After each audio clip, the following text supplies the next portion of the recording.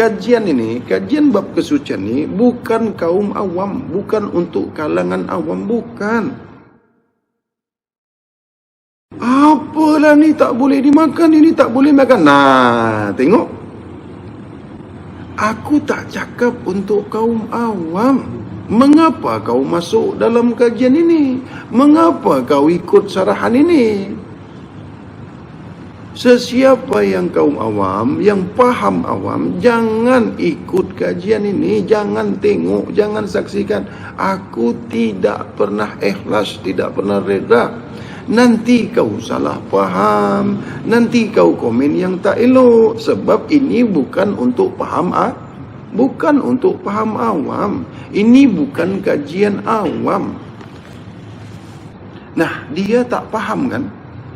Dia masuk, tengok dah komen yang tak baik.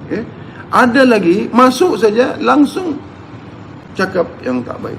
Belum dengar lagi, belum faham lagi, sudah tak suka, sudah cakap macam-macam. Kan kamu tak dipanggil tengok kajian ini, tidak dijemput untuk menyaksikan kajian ini, tidak kan? Mengapa gaduh? Kan? Banyak kali saya cakap, ini kajian Nur Mutiara Ma'rifatullah, ya. Babnya yang dikaji adalah bab kesucian, ilmu kesucian. Kenapa mesti suci? Kerana Allah Maha suci. Kenapa kita mesti suci? Kerana Allah Maha suci. Sesiapa yang nak kehendak daripada Allah, kodrat iradat Allah, mesti suci. Ini paham kami orang-orang bab kesucian. Kami tak makan benda yang bernyawa, tak makan benda yang berdarah, tak makan benda yang pandai berak, tak makan binatang, tak makan hewan. Kenapa? Kerana darah itu diharamkan. Bukan daging yang haram, bukan. Kamu kalau mau makan daging, berpulanglah. Tak gaduh pun kami, tak paksa pun. Ini bab kesucian, bukan untuk bab awam. Kalau di dalam bab awam, saya tahu, saya dulu orang awam. Saya dulu orang syariat. Paham saya. Saya dulu belajar tarekat, belajar hakikat, belajar makrifat, paham saya.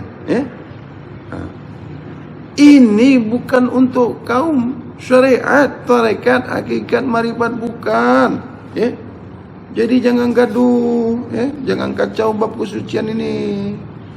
Tak panggil pun kau tengok bab ni, tak panggil pun. Kenapa masuk di YouTube?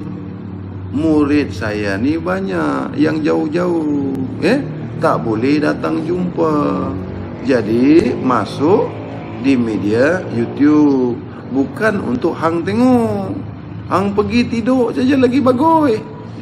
Kan? Buat apa nak buang masa? Betul tak? Yang hang komen macam-macam ini itu ke, ini nak condemn orang, buat apa? Lagi bagus? Tidur.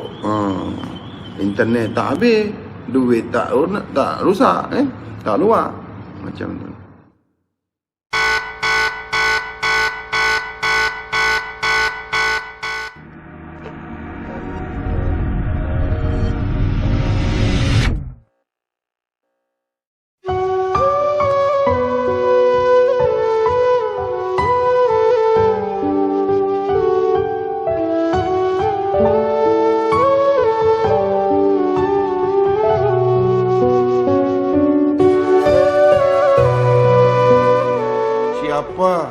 Siapa yang mau kepada Allah, Allah sendiri yang menunjukkan jalannya.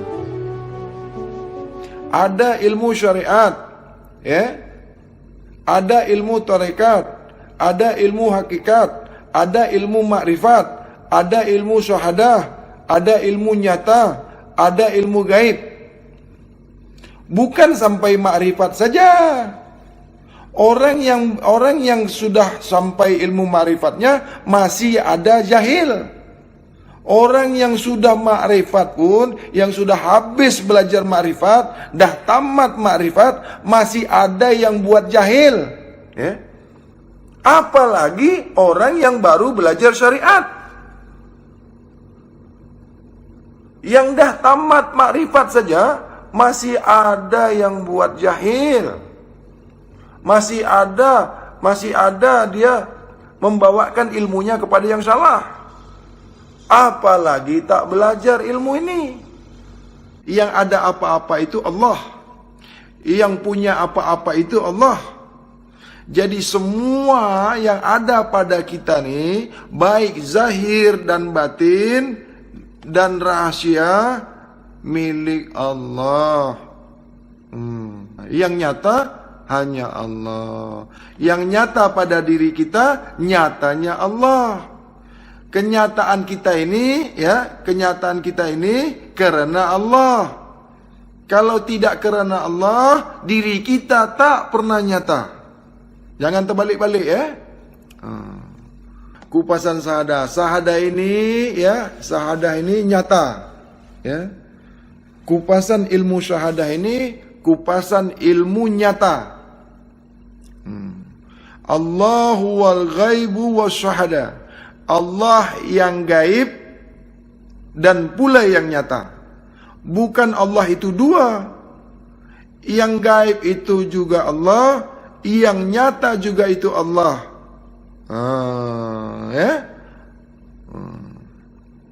Ingin melihat Allah, lihatlah apa yang ada di depan kita. Ini perlu penjelasan nih. Ingin melihat Allah, lihatlah apa yang ada di depan kita. Ini syariat. Ya. Ini syariat. Allah tak ada di depan kita. Kalau syariat, Allah di depan kita. Allah di belakang kita. Allah di samping kita. Allah di atas kita. Ini bahasa perlu diperbaiki lagi. Ya. Abang Hadi boleh kupas sedikit tentang istinja. Istinja ini bab bersuci. Ya. Istinja itu babnya bab bersuci, nanti kita buka di bab solat. Nafsu tak pernah berhenti. Nafsu tak pernah tenang. Dia selalu mengganggu kita. Nafsu kita itu tidak bisa diam. Ya, diciptakannya nafsu itu tak boleh diam. Dia selalu mengacau, mengganggu kita. Bagaimana cara mendiamkan nafsu itu? Tak ada jalan lain kecuali dipuasakan. Nafsu itu lemah, ya. Nafsu itu boleh kalah, ya, hanya dengan berpuasa. Tak bisa nak kawal nafsu kecuali hanya dengan berpuasa. Puasa itu puasa macam mana tu Bang Hadi? Ini pertanyaan yang paling bagus. Orang syariat, orang yang berilmu syariat, berpuasa itu dia mulai dari makan, diakhiri dengan makan. Nak mulai berpuasa dia makan dulu. Nak buka puasa dia pun makan juga. Maknanya dia berpuasa dimulai dengan makan, diakhiri dengan makan. Bersahur itu dia mulai dengan makan, berbuka itu dia akhiri dengan makan. Kalau itu tanya dengan orang syariat lah. Kalau orang makrifat puasa dia beza lagi, sebab beza ilmu.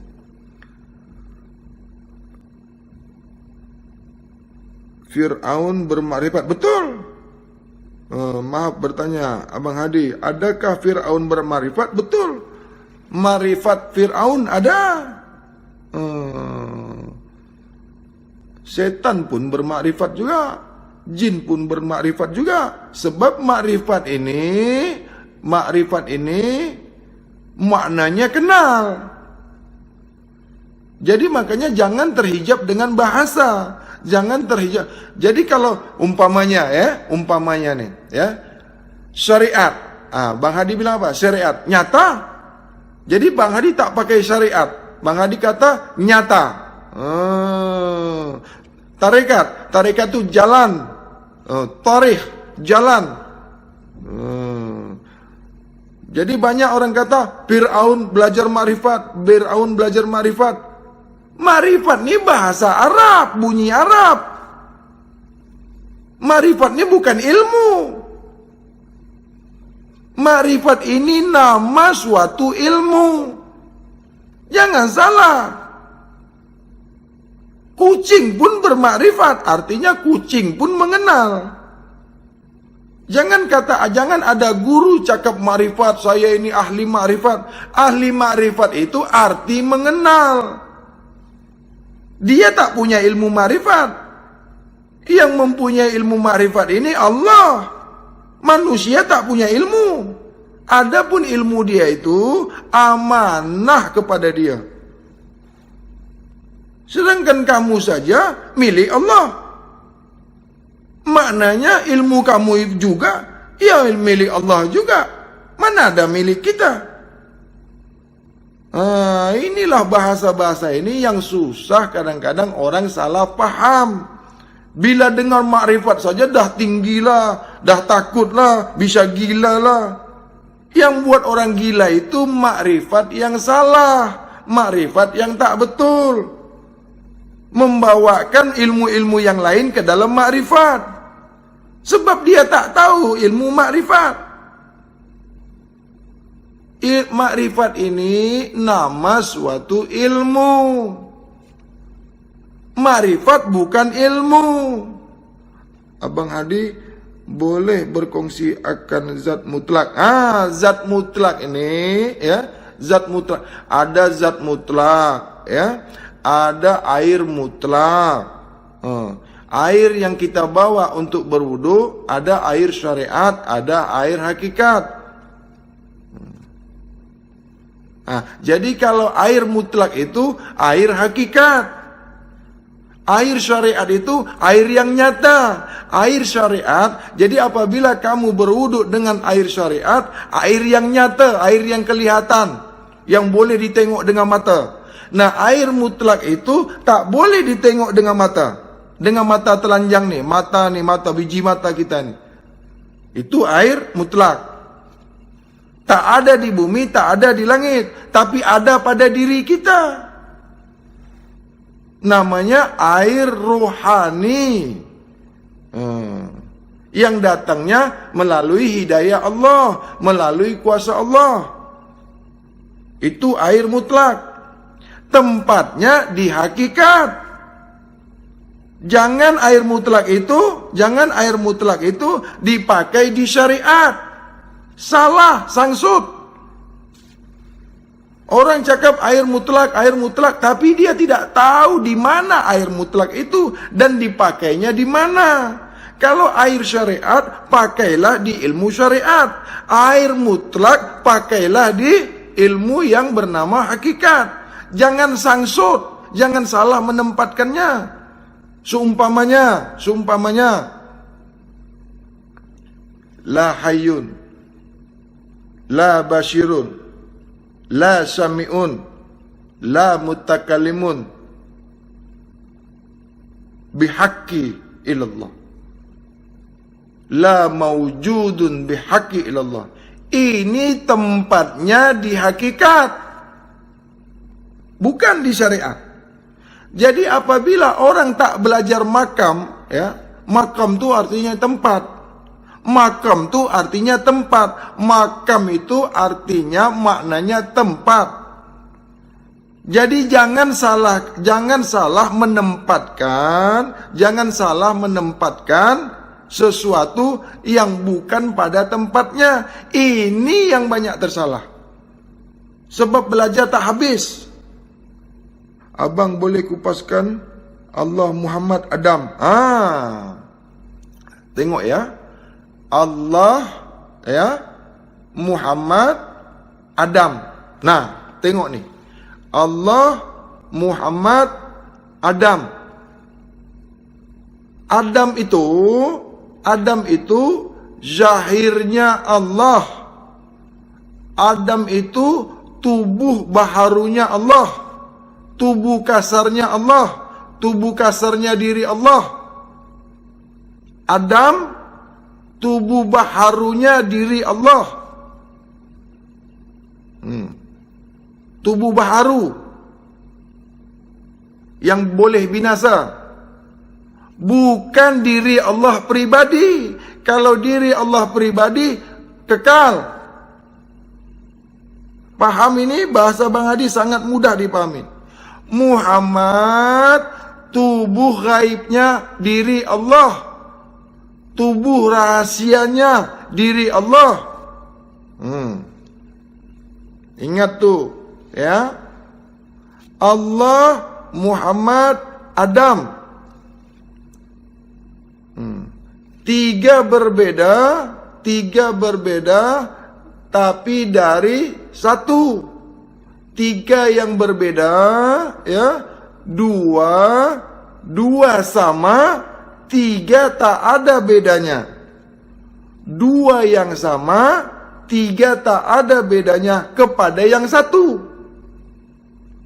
Dua sama, tiga tak berbeda. Yang tiga nih pun maknanya ya satu. Yang dua nih pun satu. Allah itu satu. Sifatnya yang banyak, ilmunya yang banyak, kuasanya yang banyak. Ini baru betul-betul belajar punya, supaya jelas. Jadi Allah, Muhammad, Adam. Masuk kepada alif, lam, mim. Adam itu maknanya tiada. Adam itu maknanya hampa. Adam diartikan oleh syariat, maknanya ini. Adam diartikan lewat ilmu hakikat, maknanya ini. Adam diartikan dalam ilmu makrifat, ini. Jadi beda-beda, tetapi tetap satu tujuan. Syariat menerangkan tentang yang nyata. Hakikat menerangkan tentang yang tidak nyata.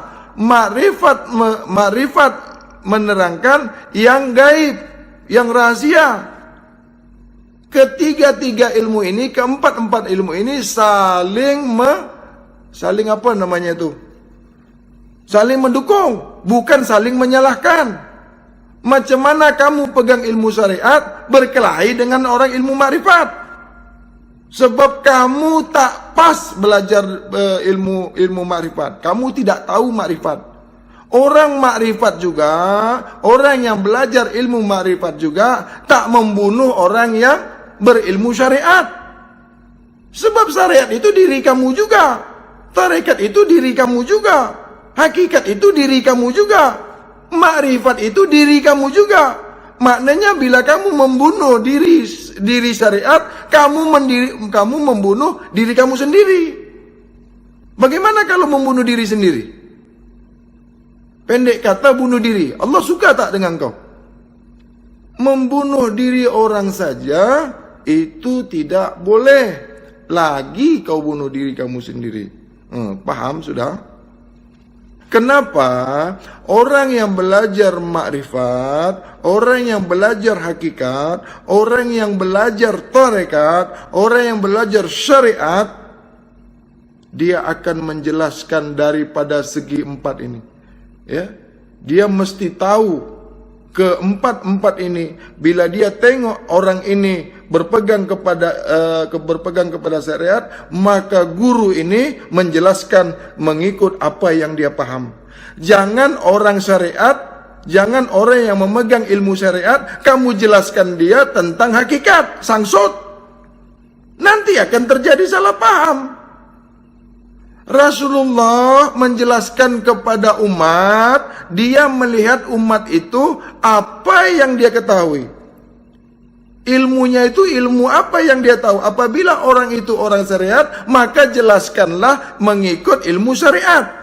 Apabila orang itu si murid itu, dia berpegang kepada ilmu tarekat, sebab yang dia tahu ilmu tarekat.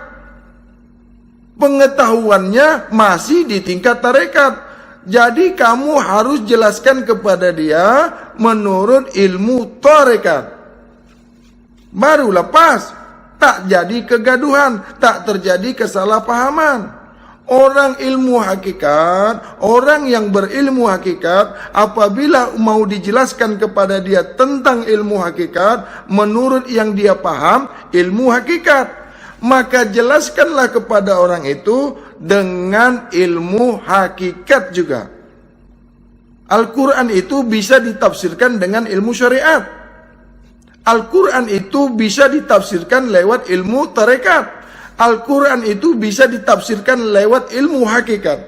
Al-Quran itu bisa ditafsirkan lewat ilmu makrifat. Bergantung ilmu kamu. Jadi keempat-empat ilmu ini ilmu Allah. Tak ada ilmu guru, tak ada ilmu ustaz, tak ada ilmu ulama. Mana ada ilmu ulama? Ilmu kita ini semua hanya sementara, semasa kita dibagi Allah hidup. Kalau udah tak hidup lagi, ada ilmu lagi tak? Itu makanya kita ini ya, yang pertama amal ilmu yang berguna, ilmu yang berguna, ilmu yang bermanfaat. Yang kedua amal jariah. Amal jariah ini amal yang tidak putus-putusnya. Amal yang berkepanjangan. Apa itu amal yang berkepanjangan? Yang ketiga, anak yang baik, anak yang kita ajarkan yang baik, yang beramal soleh, yang berbuat soleh, yang berbuat baik. Ini yang dibawa mati besok. Apabila mati anak cucu Adam, terputuslah segala amalnya, terputuslah segala perbuatannya, terputuslah segala-galanya. Seperti yang disebutkan di surat Az-Zumar ayat 42.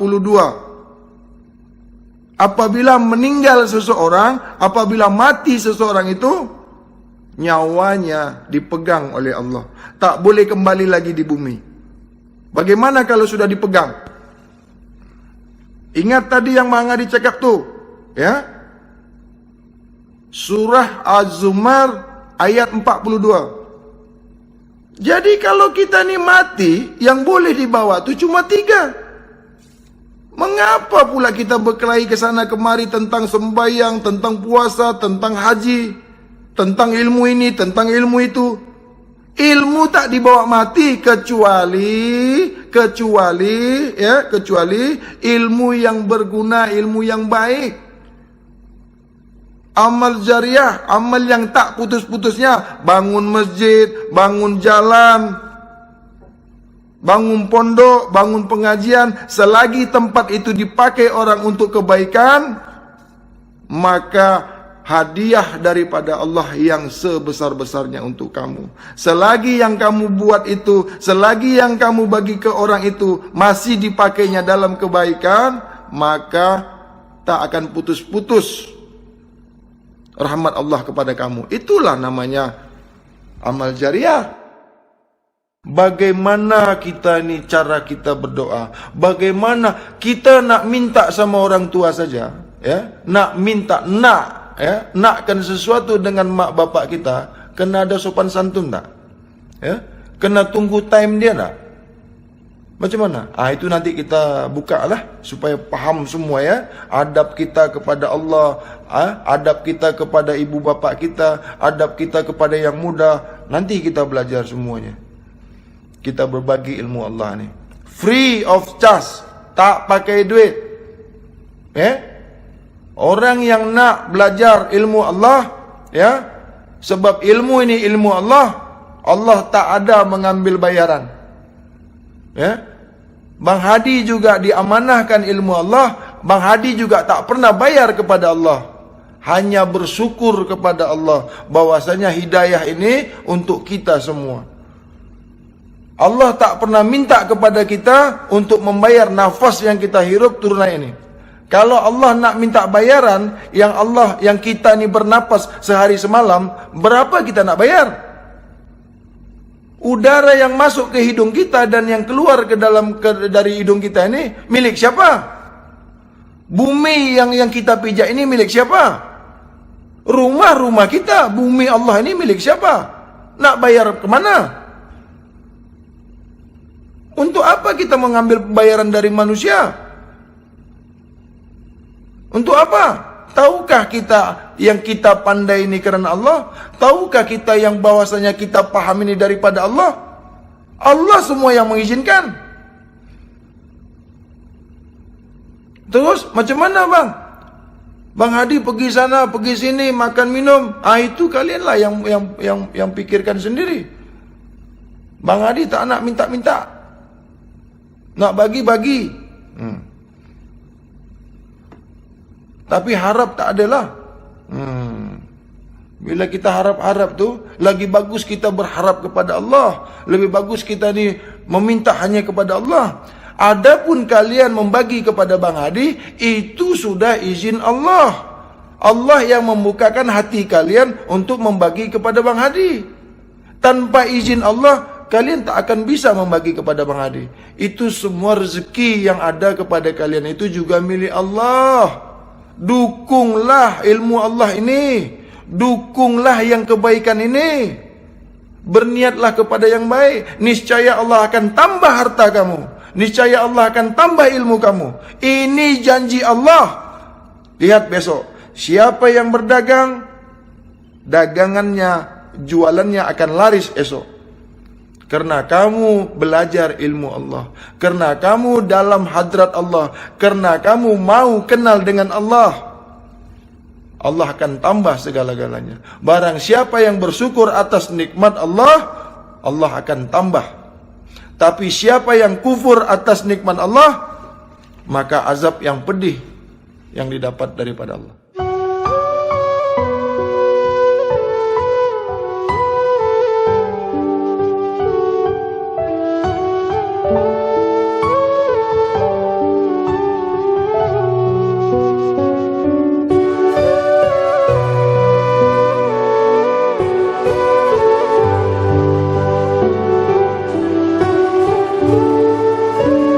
Ingat ya, apa yang Mahdi cakap ni harus diingat. Surat Az-Zumar ayat 42. Apabila seseorang itu sudah pun meninggal dunia, maka nyawanya digenggam oleh Allah. Paham digenggam? Dipegang, paham tak? Paham tak dipegang? Tak boleh bergerak. Tak boleh pindah sana, pindah sini. Tak boleh masuk ke tubuh manusia. Tak boleh turun ke bumi. Makna dipegang tu tak boleh lagi.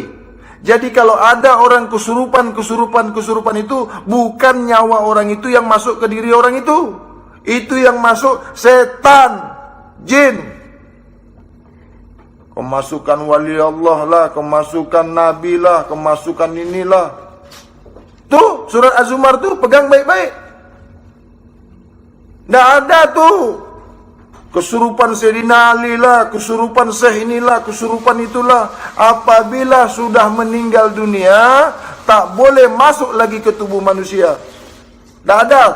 Kaji masuk memasuk tak ada. Kesurupan tak ada. Kecuali dengan seizin Allah. Ini bila nak mengaji, saya ni kedatangan jin, saya ni kedatangan Sayyidina Ali, saya ni kedatangan Nabi, Nabi datang kepada saya, Nabi mengajarkan kepada saya. Itu pengajian apa tu? Jangan membawa setan di dalam pengajian kamu, jangan masukkan jin dalam ajaran kamu, jangan ke pemikiran kamu. Syekh Abdul Qadir Jailani itu wali Allah. Jangan disalahgunakan. Sayyidina Ali itu sahabat Rasulullah. Apabila sudah meninggal dunia, seperti yang disebutkan Allah, surat Az-Zumar ayat 42. Nyawanya, jiwanya sudah dipegang, tak boleh masuk lagi ke dunia ni. Tak boleh masuk lagi ke alam fana ni. Itu kalau orang nak mengaji. Dah sampai ilmu makrifat, dah masuk pula. Satu jasad, satu roh. Satu jasad, satu roh. Tak ada satu jasad, ada dua roh. Jangan lagi ruh boleh masuk dalam satu jasad. Pisau saja tak boleh masuk. Sarung pisau hanya satu pisau. Sarung pisau hanya boleh masuk satu pisau. Mana boleh satu sarung masuk dua pisau? Boleh tak? Boleh tak satu sarung masuk 3 pisau? Masuk 4 pisau? Boleh tak? Logik tak? Banyak pengajian-pengajian marifat sekarang dah terinfeksi. Saya ni tadi malam Jibril datang kepada saya. Coba. Saya dibisikkan oleh Jibril. Ada pula yang mengaku Jibril pula. Ada yang mengatakan saya ni jadi nabi pula, yang mengaku nabi. Nabi yang terakhir itu Nabi Muhammad sallallahu alaihi wasallam. La nabiyya ba'da. Setelah nabi ini tak ada lagi nabi lain. Jangan nak mengaku-ngaku nabi pula. Jadilah diri kamu sendiri. Nabi itu untuk diikuti sebagai contoh, khuswatun hasanah. Bukan kamu nak menggantikan nabi kamu. Belajar makrifat, tamat makrifat, jadi Tuhan pula. Sedangkan ilmu makrifat Allah yang kasih. Sedangkan ilmu makrifat Allah yang mengizinkan kamu. Mengapa Tuhan pula yang kau geser?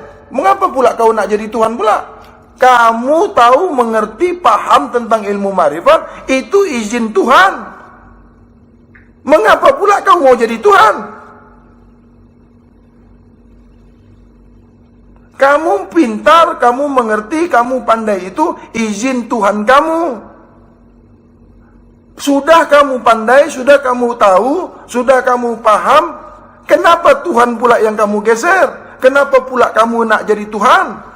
Dah mengaku jadi Tuhan pula.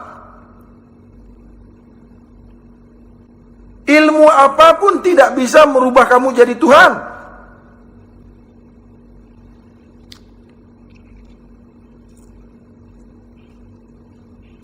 Ilmu apapun. Sebab kamu tetap kamu, Tuhan tetap Tuhan. Sifat Tuhan bersalahan dengan sifat kamu. Ingat itu. Pegang baik-baik.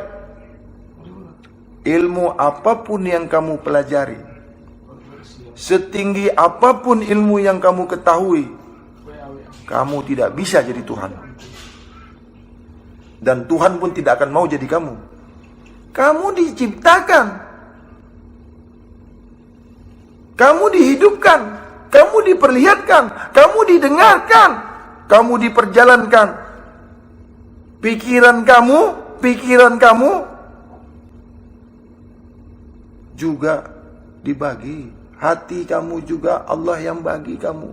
Pandai kamu itu Allah yang bagi kamu pandai. Kamu paham itu Allah yang bagi kamu paham. Bukan guru kamu, bukan ustaz, bukan ulama, bukan kiai. Walaupun guru kamu pandai membagi tahu kamu, sehebat setinggi apapun ilmu guru kamu, kalau Allah tak mengizinkan kamu paham, selamanya kamu tidak akan paham. Guru itu hanya mengajarkan bagaimana kamu mendapat paham. Guru itu hanya mengajarkan kita bagaimana kita ini mendapatkan ilmu daripada Allah, bukan membagi ilmu.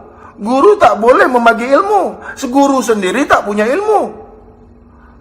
Ilmu yang ada pada guru milik Allah. Bukankah segala-galanya milik Allah?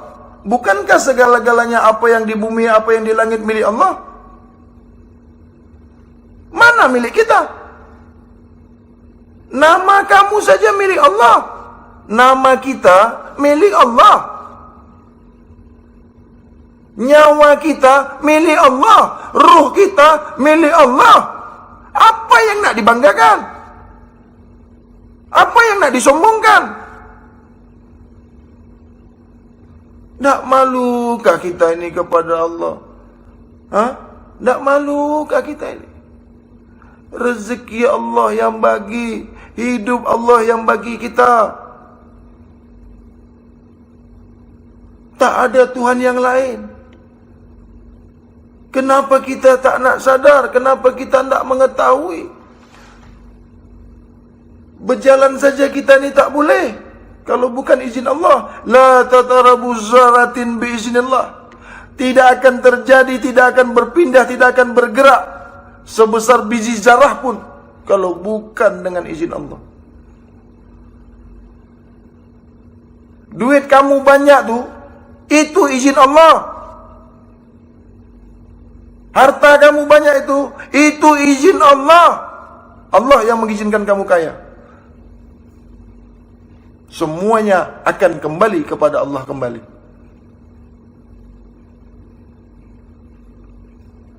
Apa gunanya hidup kaya raya, bermegah-megahan, kalau matinya kita ini dikubur, masuk ke dalam kubur dimakan cacing? Apa gunanya? Dari mana engkau dapat, kemana engkau buat? Dari mana kau dapat harta kamu, kemana kamu bawa harta kamu itu? Tahukah kamu harta kamu itu datang daripada Allah? Tahukah kamu kekayaan kamu itu datang daripada Allah? Kemana engkau buat? Tunggu nanti apabila kamu mati, kamu tahu apa yang Allah buat kepada kamu. Kita ni dah tua, rambut dah gugur, mata dah kabur, gigi pun sudah makan bubur. Kita ni makan, dah bubur yang kita makan, urat sudah kendur, dah dekat ke liang kubur. Tak nak tobat lagi kah? Tak nak berubah lagi kah? Sembayang tak betul, menipu Tuhan. Engkau kata engkau sembayang, hati engkau ke lain, telinga kau ke lain, hayalan kau ke lain. Engkau kata kau sembayang. Engkau ingat Allah tak tahukah? Menipu saja. Menipu orang tak ada masalah. Ini Tuhan kau tipu. Kata menyembah Allah, menyembah Allah. Dalam kau menyembah Allah, kau menyembah yang lain. Dalam kau mengingati Allah, kau ingat yang lain. Dalam kau memikirkan Allah, kau memikirkan yang lain. Dalam rasamu kepada Allah, kau rasakan yang lain di dalam sembahyangmu. Apalagi kau sembahyang nak ditengok-tengok orang. Kalau tak ditengok orang, tak sembahyangkah? Kalau tak ditengok mak mertua, tak sembahyangkah? Hei, kamu pikir, kau ingat Allah tak tahukah kau tipu? Fawailul lil musallin. Allah tak nak terima fawailul lil musallin. Allah tak terima solat yang lalai. Allah tak terima solat yang tidak murni semurni-murninya. Allah tak terima. Handphone kau bunyi saja, engkau dengar waktu kau sembahyang. Anak engkau nangis, engkau dengar waktu kau sembahyang. Maknanya telinga engkau tak ikut sembahyang. Pikiran kau ke lain.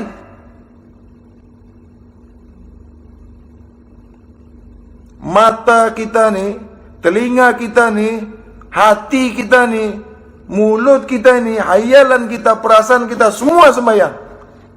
Karena yang disebut dengan manusia itu bukan hanya mata saja, bukan hanya hati saja, bukan hanya kaki saja.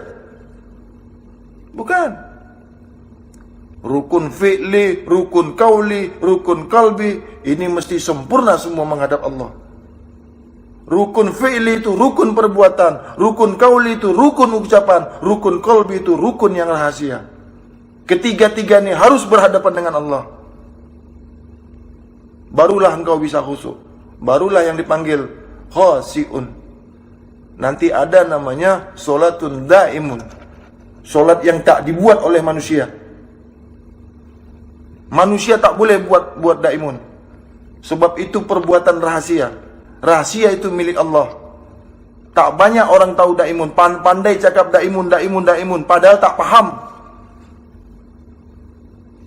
Solat yang berkepanjanganlah apabila kamu dalam keadaan takut, ataupun dalam keadaan berkendara, atau dalam keadaan berbaring, atau dalam keadaan ketakutan, maka sembahyanglah engkau sambil berjalan dan berkendaraan.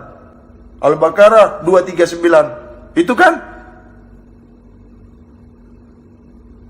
Itu sebelum peristiwa Isra dan Mi'raj. Setelah peristiwa Isra dan Mi'raj, turun perintah sembahyang 5 waktu sehari semalam. Subuh, zuhur, asar, maghrib, isya. Ini sembahyang yang ada hukumnya, sembahyang yang ada rukunnya, sembahyang yang ada bacaannya, sembahyang yang ada waktunya, sembahyang yang ada tempatnya. Sudah diatur semuanya. Sebelum peristiwa Isra Mi'raj, itulah solat daim. Sudah diatur jelas. Dah ada semua dalam Al-Quran.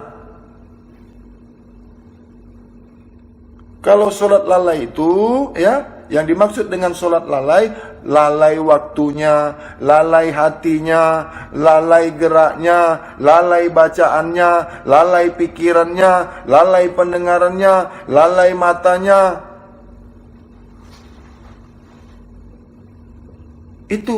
Itu solat yang lalai. Makanya diancam oleh Allah, siapa yang solatnya lalai, Allah sediakan neraka wail tempatnya. Bila kamu kerjakan fawailul lil musallin, garanti neraka tempat kamu, walaupun kamu solat. Bukan saya yang cakap.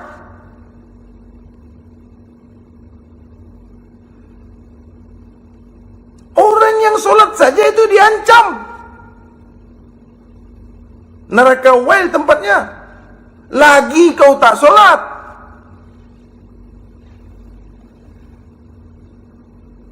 Solat saja diancam oleh Allah. Bagaimana kamu tidak solat? Bagaimana? Kalau kau tidak solat, itu namanya kau nak jadi Tuhan. Nabi saja solat, bro. Nabi saja sudah dijamin Allah masuk surga. Masih solat, masih sembahyang 5 waktu sehari semalam, masih mengerjakan puasa. Kamu Nabi bukan? Kamu wali. Kuali ya. Tahu kuali?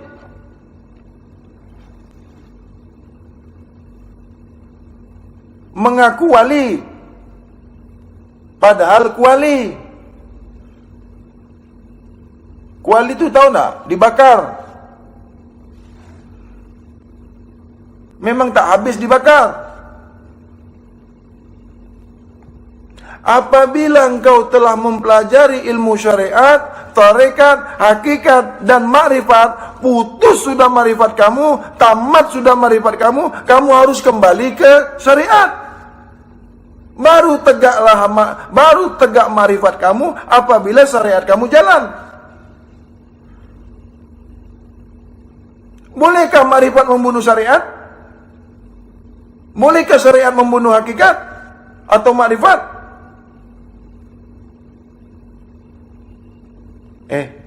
Maaf ya, Bang Hadi bukan marah. Ini Bang Hadi supaya apa yang menempel di dada kamu itu, supaya setan jin yang ada dalam kepala kamu itu lari terbirit-birit. Bukan marah sama kamu, Bang Hadi sayang kamu, ya. Bang Hadi sayangkan kamu. Agar yang ada di dada kamu itu, kekotoran-kekotoran yang ada di dada kamu, sifat dengki kamu itu, Allah akan tunjukkan hidayahnya kepada kamu. Bukan marah. Memang gaya Bang Hadi seperti ini. Kalau marah untuk apa? Kita orang Islam, kita yang sudah belajar ilmu Allah, tak boleh marah. Supaya setan yang ada dalam diri kita itu, jin yang ada dalam diri kita itu lari. Jadi dia tak menghalang-halangi lagi pemikiran kamu, tak menghalang-halangi lagi telinga kamu untuk mendengar ilmu Allah ini, supaya hati kita ini terbuka.